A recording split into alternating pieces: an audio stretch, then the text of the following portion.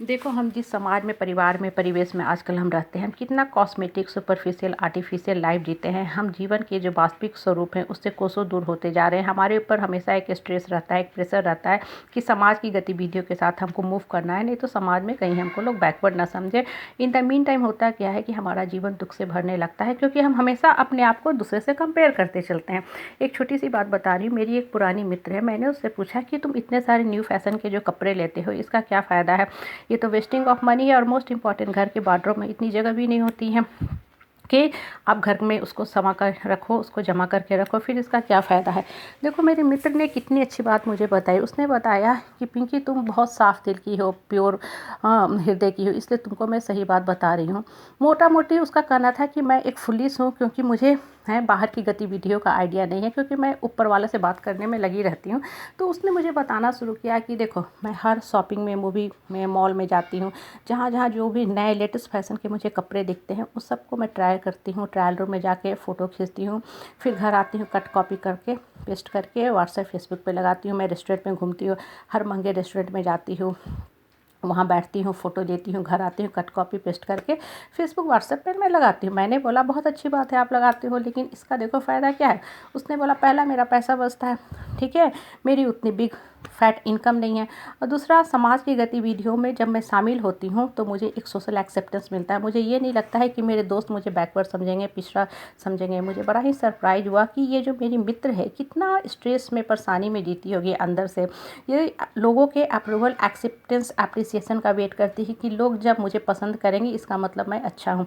देखो, ये जो प्रॉब्लम है मेरी मित्र की, आजकल ये कॉमन प्रॉब्लम है, जनरल प्रॉब्लम है। ये क्या बताता है कि जीवन के आप वास्तविक स्वरूप से बहुत दूर होते जा रहे हो। आप हमेशा अपने आप को दूसरे से कंपेयर करते हो, हमेशा आपका कंपटीशन रहता है फैमिली के मेंबर से, अपने परिवार के दूसरे सदस्य से।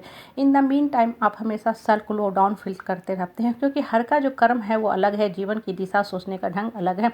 हमको क्या खुशी दे रहा है ये हम डिसाइड करेंगे ना। हमको अगर घर में पूजा करके खुशी हो रहा है तो वो मेरी वास्तविक खुशी है, ना कि मुझे किसी पहाड़ों पे लंबा जर्नी, दूरी तय करके जाना और पूजा पाठ करना। ये सब चीज़ें बहुत बार समाज में क्या करती हैं कि एक सोशल प्रेशर डालती है, एक पीयर प्रेशर डालती हैं कि हमें भी ये सब करना चाहिए, नहीं तो लोग हमको कहीं पिछड़ा ना समझे। इन द मीन टाइम हमेशा इंसान दुखी होता रहता है। जीवन का जो वास्तविक खुशी मिलता है वो मन में मिलता है। अगर आप मन से खुश होना, तब आपको हिल स्टेशन भी जाने की ज़रूरत नहीं है। हिल स्टेशन क्या करता है? Temporary deviation of mind from pain. इसलिए आप कुछ दिन घूमते फिरते हो, 8 दिन 10 दिन, घर आते हो, घर की जो वो निगेटिव एनर्जी होती है, मैग्नीट्यूड होती है, ऊर्जा होती है, फिर से आपको लो, सेल्फ डाउन फील कराने लगती है, और फिर से आप बहुत ही दुखी दुखी फील करने लगते हो। आप उसी ओरिजिनल स्टेट में चले आते हो। लेकिन अगर आप मन से खुश रहोगे तो आप छत पे बैठो, बालकोनी में बैठो, घास पे बैठो, ओपन पार्क में बैठो, आपको मन जो है ना हमेशा पॉजिटिव थॉट्स क्रिएट करता रहेगा, आपको खुशी देता रहेगा। केला का पेड़ देख रहे हो, बाहर से कितना हरा भरा होता है, अंदर से खोखला होता है।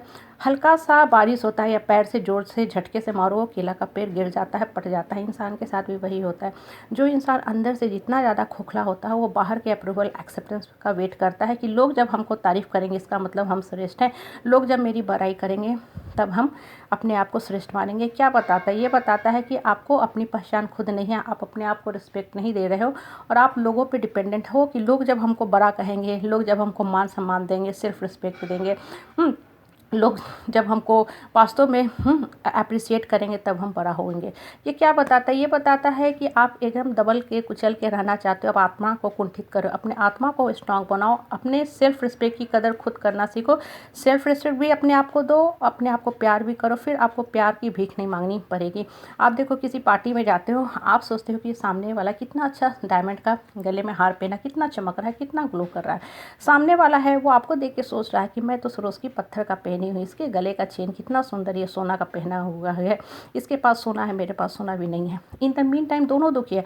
आप उसको देख के दुखी हो कि वो हीरा पहना है, जबकि एक्चुअल वो पत्थर है। वो आपको देख के दुखी है कि तुम्हारे पास सोना है। लाइफ में यही चीज़ें हैं जो हमारे जीवन को हमेशा दुख देते रहती है। क्या दुख देती है?